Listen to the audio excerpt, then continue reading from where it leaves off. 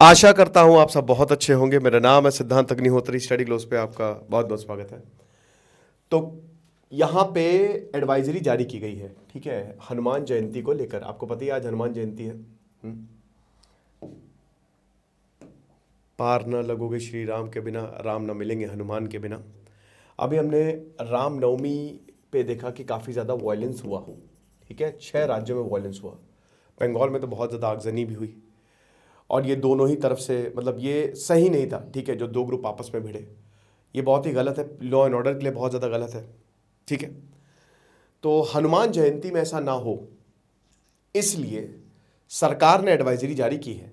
In case अगर आपको नहीं पता है तो हम आपको बता देते हैं।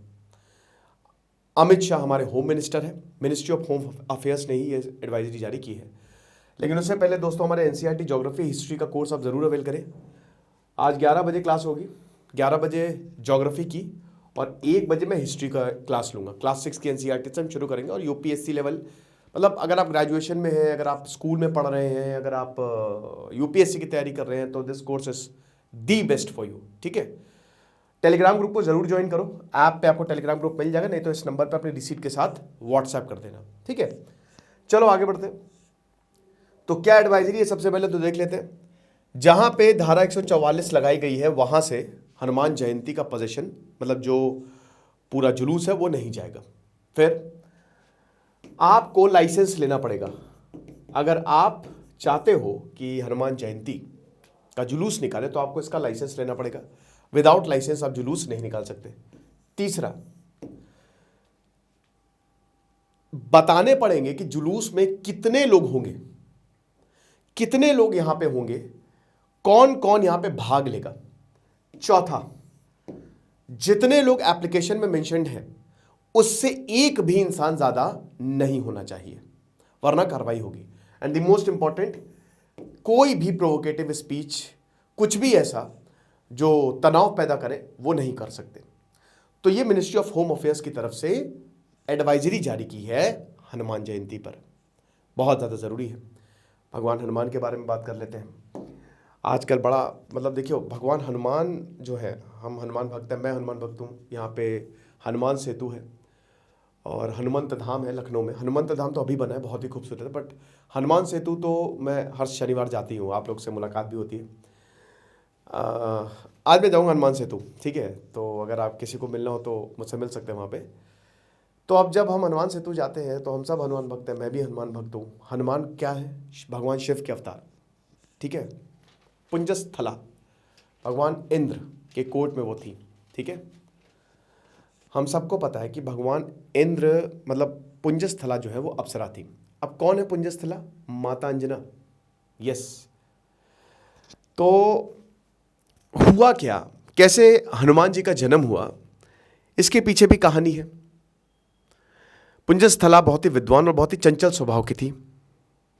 एक बार ऋषि तपस्या कर रहे थे, वहां पे वो गई, उनको लगा वो वानर है, उनके ऊपर फल फेंक दिए, थोड़ा सा उन्होंने मस्ती कर ली, जिसकी वजह से ऋषि की तपस्या भंग हुई, क्योंकि चंचल स्वभाव था उनका। और उन्होंने उनको श्राप दे दिया कि तुमको जिससे भी प्यार होगा, ठीक है, तुम वानर हो जाओगी, वानर रूपी, मतलब वानर रूप, तुम्हारा रूप वानर का हो जाएगा, जिससे भी तुम प्यार करोगे, ठीक है। अब उसके बाद वो थोड़ी परेशान, भगवान इंद्र को बताया कि क्या कर सकते हैं, मैं चाहती हूँ कि श्राप से मैं मुक्त हो जाऊँ। तो उन्होंने कहा कि श्राप से मुक्त होने का एक ही तरीका है, हाँ, लेकिन एक चीज़ और है कि उन ऋषि से ये भी बोला कि, मतलब काफ़ी माफ़ी मांगी। तो फिर ऋषि को थोड़ा सा वो हुआ और उन्होंने कहा कि एक काम, मैं तुमको एक बात बताता हूँ कि तुम जिस पुत्र को जन्म दोगी ना, वो महाज्ञानी, महाविद्वान होगा और तुम्हारी गर्भ से, तुम्हारी कोख से भगवान जन्म लेंगे, भगवान शिव जन्म लेंगे। बहुत अच्छी बात है। तो जब ये बात इंद्र को बताई तो इंद्र ने बोला कि भाई तुम तो अब धरती पे जाओ। तो धरती पे भाई जब वो गई, जंगल में जब वो जा रही थी, उन्होंने एक युवक को देखा। अब जैसे ही उन्होंने युवक को देखा, तुरंत प्यार हो गया। लेकिन जैसे ही प्यार हुआ, वानर रूप, एकदम से वानर रूप जो है उनका धारण हो गया। अब वो छुपाने लगी अपना चेहरा, लेकिन जो युवक था वो सामने आया और उन्होंने कहा कि मैं वानर राज केसरी हूं और मैं इंसान का रूप भी धारण कर सकता हूं, मुझसे छुपने की जरूरत नहीं है। दोनों ने आपस में विवाह किया। अब उसके बाद इम्तिहान की घड़ी आई। हम ये देखते हैं कि माँ अंजना ने, जब माँ अंजना जो है ऋषि मार्तंड के पास गई और उनसे बोला कि इस श्राप से मतलब मैं मुक्त होना चाहती हूँ, क्या करूँ? तो उन्होंने कहा कि तपस्या करो। तो उसके बाद 12 साल तक उन्होंने तपस्या की। किसकी? वायुदेव की। और वायुदेव प्रसन्न हुए और आशीर्वाद दिया। तभी कहते हैं ना, वायुपुत्र पवन पुत्र हनुमान, है ना। फिर उसके बाद भगवान शिव की, जब जैसे ही ये हुआ, भगवान शिव की तुरंत तपस्या करनी शुरू कर दी। और फिर भगवान शिव ने भी, क्योंकि यही होना था ना, डिटर्मिनिज्म यही होनी थी।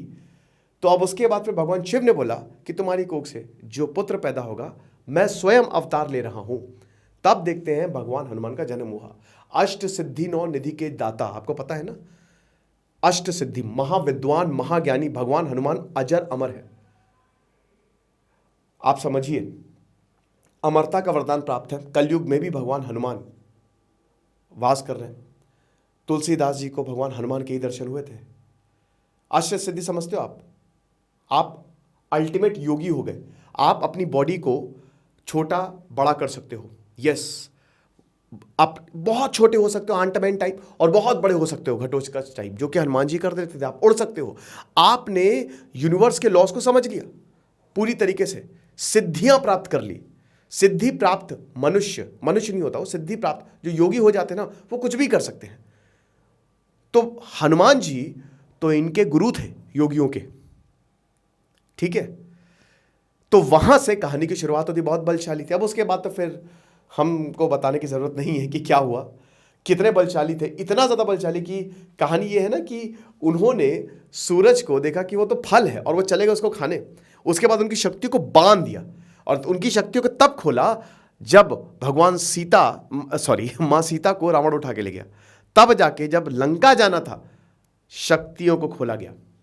और उसके बाद तो फिर तबाही मचा दी भगवान हनुमान ने, है ना।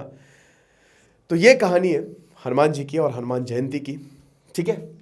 और भाई देखो, त्योहार है, समझो इस बात को, जुलूस निकालो, त्योहार को त्योहार की तरह ही रखो बिल्कुल। और बिल्कुल पूजा करो, खूब पूजा करो, ज़बरदस्त तरीके से, खूब एकदम समझ लो कि खूब सेलिब्रेट करो, बहुत सेलिब्रेट करो। लेकिन मिनिस्ट्री ऑफ होम अफेयर्स की गाइडलाइंस को ध्यान में रखते हुए, ठीक है। अच्छे से सेलिब्रेट करो। भगवान हनुमान मंदिर जाओ, प्रसाद चढ़ाओ, थोड़ा सा पुण्य और कर दो, कुछ लोगों को दान कर दो, और ज़्यादा हनुमान जी खुश हो जाएंगे, राइट। इसी प्लेन में है, कहते हैं ना, हनुमान जी जो है वो इसी प्लेन में है, धरती पे ही वो निवास कर रहे हैं कहीं ना कहीं। और अगर आपका मन सच्चा है तो हनुमान जी मिलने के बहुत ज़्यादा चांसेस हैं, ठीक है। बट हमेशा एक चीज़ याद रखना कि कुछ भी ऐसा मत करना कि किसी को ठेस पहुँचे, है ना। एकदम पीसफुल, बहुत बढ़िया तरीके से जुलूस निकालो अच्छे से, और सेलिब्रेट करो इस त्यौहार को। और बाकी आप मिलो हनुमान सेतु में, मिलते हैं शाम को। NCERT ज्योग्राफी और हिस्ट्री, ये दोनों ही जो ज़बरदस्त कोर्स हैं, इनमें आप एनरोल करो, आपको बहुत ज़्यादा फायदा होगा। Thank you so much.